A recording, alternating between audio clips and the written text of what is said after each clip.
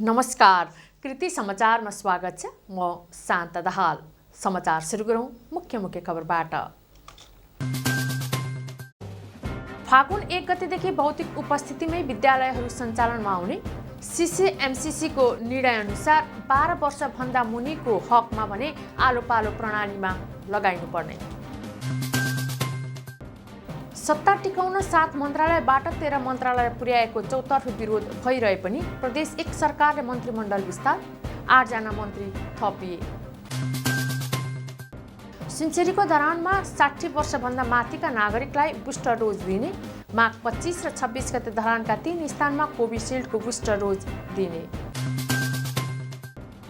नेपालमा आइतबार 1386 जनामा कोरोना संक्रमण पुष्टि, संक्रमित भन्दा निको हुने धेरै। नेपाल संस्कृत विश्वविद्यालयको आङ्गिक क्याम्पस पिण्डेश्वर विद्यापीठ हातामा सरस्वतीको मन्दिर निर्माण हुने, धरान उपमहानगरका प्रमुख तिलक राईद्वारा मन्दिरको शिलान्यास। र धरानमा कवयित्री टिका आत्रेयको कविता संग्रह भ्रूण प्रश्नको परिचर्चाका साथ आधा दर्जन स्रष्टा सम्मानित।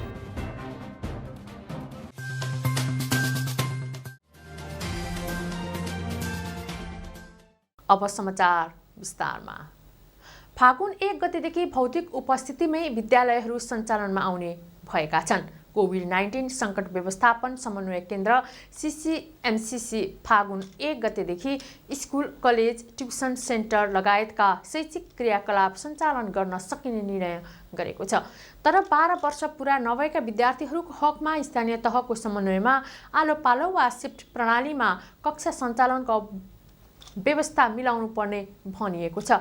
सबै परीक्षाहरू जेड आकारमा फागुन 1 गतेदेखि सञ्चालन गर्न सकिने सूचनामा उल्लेख छ। यस्तै कोरोनाको रोकथाम, नियन्त्रण, उपचार र आम नागरिकले जनस्वास्थ्यको पूर्ण रूपमा पालना गर्नुपर्ने, अनिवार्य रूपमा मास्कको प्रयोग गर्नुपर्ने, घरबाट बाहिर निस्कँदा अनिवार्य रूपमा खोप कार्ड मोबाइलमा भए पनि हुनुपर्नेछ।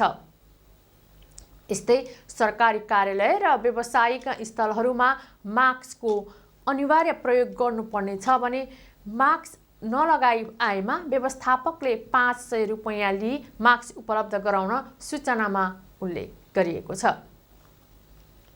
सत्ता टिकाउनका लागि 7 मन्त्रालयबाट 13 मन्त्रालय पुर्याएको चौतर्फी विरोध भइरहे पनि प्रदेश 1 सरकारले हिजो मन्त्रीमण्डल विस्तार गरेको छ। 5 दलीय गठबन्धनले 8 मन्त्रालयमा 13 पुर्याउने निर्णय गत आइतबारको मन्त्री परिषदको बैठकमा पेश गरेको थियो। उक्त निर्णयलाई गुपचुप राखिएपछि प्रमुख प्रतिपक्ष दलसहित विभिन्न पार्टी तथा आर्थिक विज्ञहरूले विरोध जनाएका थिए। नवनियुक्त 8 मन्त्रीहरूलाई हिजो प्रदेश प्रमुख परशुराम खापुङले पद तथा गोपनीयताको शपथ ग्रहण गराउनु भएको थियो। खानेपानी, सिँचाइ तथा ऊर्जा मन्त्रीमा नेकपा माओवादी केन्द्रका उपनेता रामकुमार राई, कृषि मन्त्रीमा माओवादी केन्द्रका प्रमुख सचेतक झलक बहादुर मगर, सामाजिक विकास मन्त्रीमा नेकपा एकीकृत समाजवादीका राजन राई, पर्यटन तथा सांस्कृतिक मन्त्रीमा एकीकृत समाजवादीका खिनु लङ्वा लिम्बू र यातायात व्यवस्था तथा सञ्चार मन्त्रीमा एकीकृत समाजवादीका उपेन्द्र प्रसाद घिमिरेलाई पद तथा गोपनीयताको शपथ ग्रहण गराइएको छ। त्यस्तै काङ्ग्रेसबाट वन, वातावरण तथा भू संरक्षण मन्त्रीमा शेखर चन्द्र थापा, उद्योग, श्रम तथा रोजगार मन्त्रीमा प्रकाश प्रताप हङ्गाम र भूमि व्यवस्था, सहकारी तथा गरिबी निवारण मन्त्रीमा ओम प्रकाश सरावगीले पनि शपथ ग्रहण गर्नुभएको हो। 8 जना नयाँ मन्त्री थप गर्दै बनेको अबको मन्त्रीमण्डल 14 सदस्यीय बनेको छ, जसमा 13 मन्त्री र 1 राज्य मन्त्री छन्। प्रदेश 1 मा नेपाली काङ्ग्रेसबाट 5, नेकपा एकीकृत समाजवादीबाट मुख्यमन्त्री सहित 4, नेकपा माओवादी केन्द्रबाट 3, जसपाबाट 1 र सङ्घीय लोकतान्त्रिक मञ्चबाट 1 जना राज्य मन्त्री गरेर 14 सदस्यीय बनाएका छन्। नवनियुक्त 8 मन्त्रीहरूको पद तथा गोपनीयताको शपथ ग्रहण कार्यक्रममा नेपाली काङ्ग्रेसका प्रमुख सचेतक तथा आन्तरिक मामिला तथा कानुन मन्त्री केदार कार्की उपस्थित हुनु भएन। सुनसरीको धरानमा 60 वर्षभन्दा माथिका नागरिकलाई बुस्टर डोज दिने भएको छ। माघ 25 र 26 गते 2 दिन धरानका विभिन्न स्थानमा कोभिसिल्डको बुस्टर डोज दिन लागि हो। धरानको स्वास्थ्य महाशाखाका अनुसार 3वटा खोप केन्द्रबाट बुस्टर डोज दिन लागि जनाइएको छ, जसबाट धरान 1 छाताचोक स्थित पुरानो अस्पताल, धरान 15 को आधारभूत स्वास्थ्य चौकी र धरान 18 को देवीथान लाइन स्थित वडा कार्यालयमा खोप दिन लागि स्वास्थ्य महाशाखाका प्रमुख उमेश मेहताले विज्ञप्ति मार्फत जानकारी दिनुभयो। विशेष गरी 60 वर्षमाथिका नागरिकलाई पहिलो प्राथमिकतामा राखिएको छ भने स्वास्थ्यकर्मी, सरसफाइकर्मी, जनप्रतिनिधि, पत्रकार र सार्वजनिक सेवा प्रवाहमा अग्रपङ्क्तिमा खटिने जनशक्तिलाई बुस्टर डोज दिने भएको हो।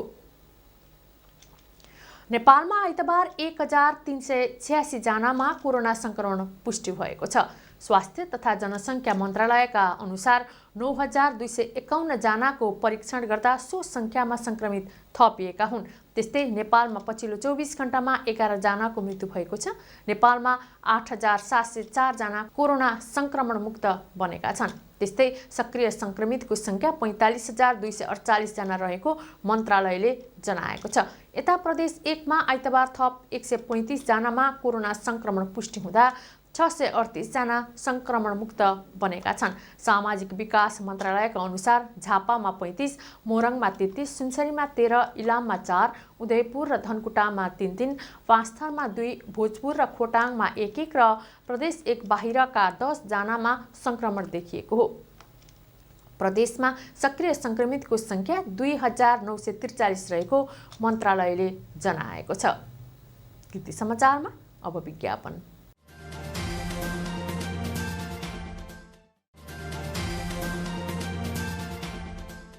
कृति समाचारमा पुनः स्वागत छ। अब बाँकी समाचार। नेपाल संस्कृत विश्वविद्यालयको आङ्गिक क्याम्पस पिण्डेश्वर विद्यापीठ हातामा सरस्वतीको मन्दिर निर्माण हुने भएको छ। निर्माण हुन लागेको मन्दिरको शिलान्यास धरान उपमहानगरपालिकाका प्रमुख तिलक राईले गर्नुभयो। सरस्वती पूजाकै अवसर पारेर मन्दिर भवनको शिलान्यास गरिएको हो। विभिन्न सहयोगी दाताहरूको सहयोगबाटै मन्दिर निर्माण गर्न लागि क्याम्पस प्रमुख काशीनाथ पौडेलले जानकारी दिनुभयो। करिब 11 लाख रुपैयाँको लागतमा प्यागोडा शैलीको मन्दिर निर्माण गरिन लागि हो।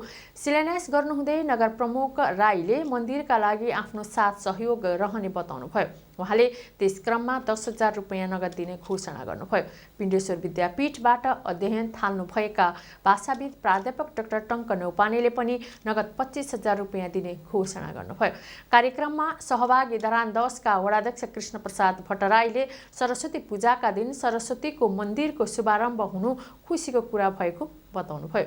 उहाँले मन्दिर चाँडै निर्माण सम्पन्न गर्ने पनि बताउनुभयो। धरान 12 स्थित एम्स एकाडेमीले विज्ञान संकाय र स्नातक अध्यापन गरिने नयाँ भवन सरस्वती पूजाको अवसर पारेर उद्घाटन गरेको छ। एम्ससँग सम्बद्ध नेसनल मल्टिपल कलेज र विज्ञान संकायका विद्यार्थीलाई लक्षित गर्दै नयाँ भवन निर्माण गरी आइतबार उद्घाटन गरिएको हो। धरान 12 का वडाध्यक्ष टङ्क राईले उद्घाटन गर्नुहुँदै आफ्नो वडामा कलेज स्थापना हुनु गर्वको कुरा रहेको बताउनुभयो। उहाँले त्यसका लागि कलेजलाई वडाले सक्त सहयोग गर्ने बताउनुभयो। भवन उद्घाटन पूर्व सरस्वती पूजा गरिएको थियो। एम्स एकाडेमीका सञ्चालक समिति अध्यक्ष प्रकाश राईले कलेजलाई स्तरोन्नति र वृद्धि गर्ने उद्देश्यले भवन निर्माण गरिएको बताउनुभयो। उहाँले विज्ञान संकाय र स्नातक तहका विद्यार्थीलाई अध्यापन गराउनका लागि भवन निर्माण गरिएको बताउनुभयो। हाल कलेजमा माध्यमिकतर्फ विज्ञान संकाय, वाणिज्य संकाय, मानविकी संकाय अध्यापन भइरहेको छ। त्यस्तै स्नातक तह आइसिटी सहित शिक्षा संकाय, मानविकी तथा कला संकाय, व्यवस्थापन संकाय अध्यापन भइरहेको छ। चाँडै नै अन्य संकाय पनि भित्र्याउने लक्ष्य रहेको छ। अब कला र मनोरञ्जन।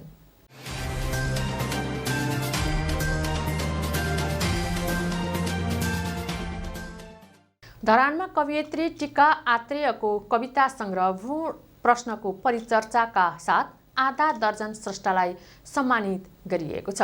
प्राध्यापक डाक्टर टङ्क प्रसाद न्यौपाने अध्ययन अनुसन्धान केन्द्रको आयोजना तथा भयवाद अध्ययन केन्द्र एवं किराँत देवान समाज केन्द्रीय कार्यालयको सह आयोजनामा धरानको महेन्द्र क्याम्पसको परिसरमा कार्यक्रम गरिएको हो।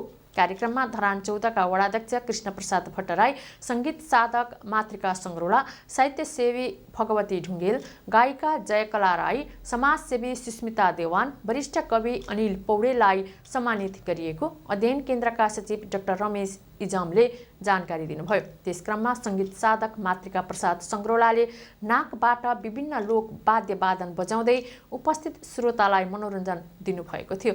पुस्तकीय लेखिका टिका आत्रेयले 3वटा कविता वाचन गर्नुभएको थियो।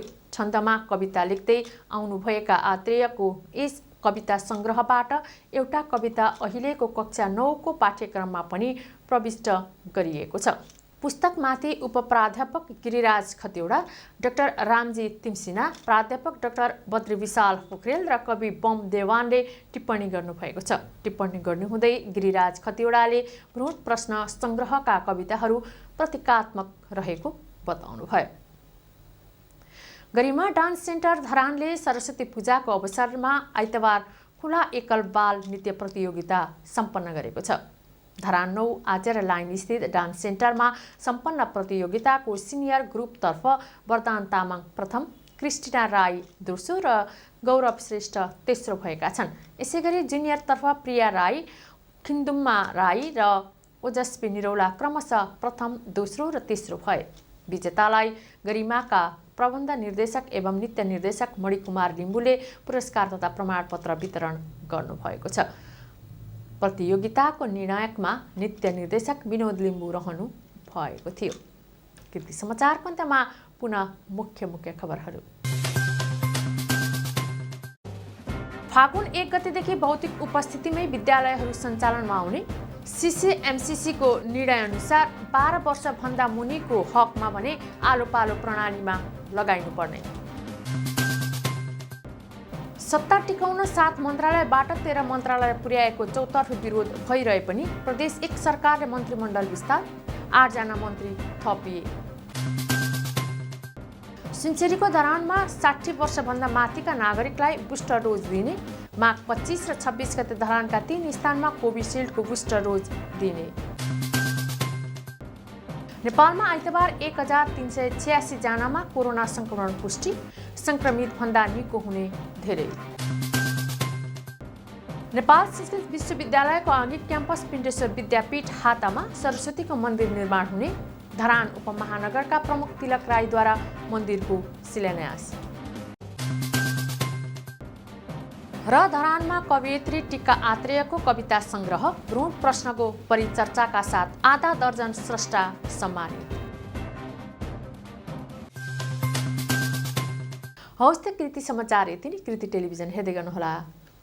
नमस्कार।